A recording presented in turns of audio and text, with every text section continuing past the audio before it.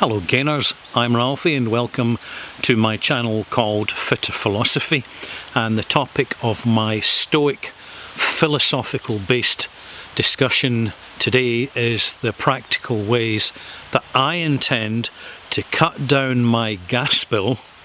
It's quite a topical topic at the moment, how I intend to cut my gas bill down for the winter. My cooker and my central heating run on gas.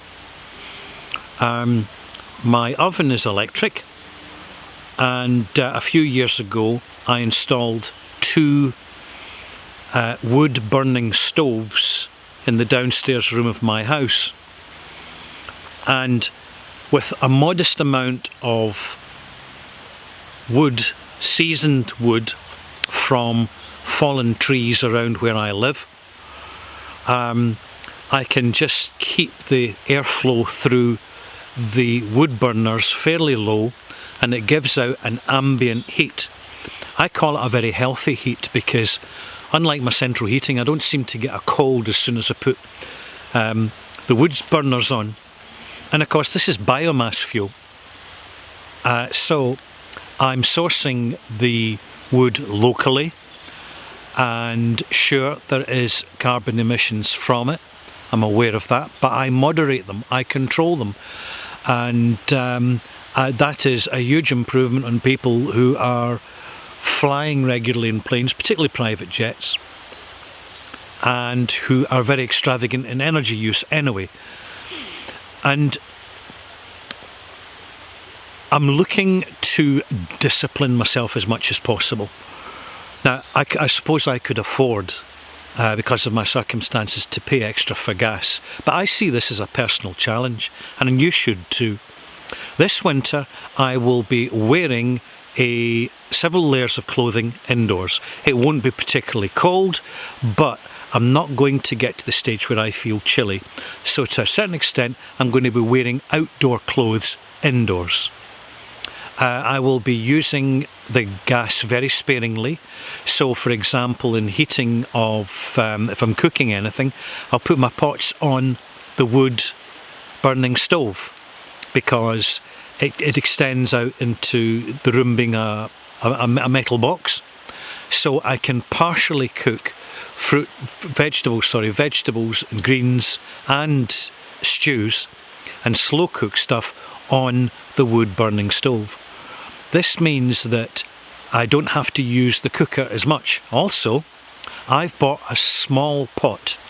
I have a range of stainless steel pots, but I've actually gone for one that's only about 6 inches in diameter. So I went out deliberately to buy a really small pot for boiling eggs or making porridge, so as that there's less waste of the gas I'm using. I'm using it the most efficiently I can. Heating water, I'll use the kettle. Another thing I'm doing is I do have gas central heating. I'll turn that on for about 15 minutes a couple of times over the winter. It doesn't matter how cold it is or how not cold it is. I will hardly be using my central heating at all this year, because I will find other ways to compensate. Now, I know that we're all in different positions here, particularly if you're in a flat in the middle of a city and you've got gas central heating. You really are, you've got difficulties, but at the same time it depends where your flat is, because heat rises, and I know people living in flats in cities who actually find that they get a sort of underfloor heating from the flat below, with the warm air that's rising to their ceilings and then moving through the floors by conduction. So it's not all, and I know that we're being imposed on with a lot of doom and gloom at the moment, but I think that we need to not let go of our own personal power here, that we've got to be stoic and pragmatic about it, and find little ways that we can individually empower ourselves by taking control of the situation rather than the situation totally controlling us.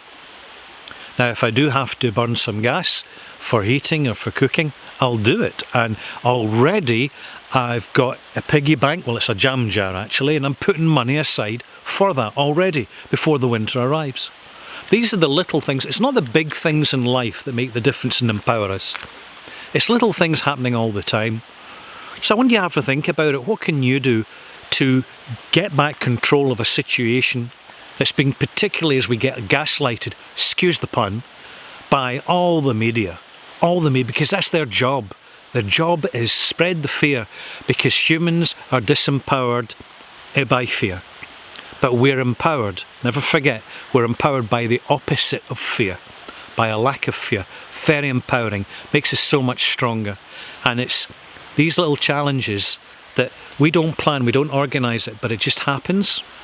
It's when we take control rather than just letting go. That makes the difference. The more we practice, the better we get. Hope you've enjoyed this video. Hope it's boosted your morale a little bit. Don't buy into all this negativity. Sure, bad things happen. Always will. But we mustn't let the fear become our greatest enemy. I'm Ralphie. Hope you've enjoyed this. I'll leave you with a little countryside view at the end of summer as we move into autumn, and the global winter of discontent. Yes, it's well in its way now.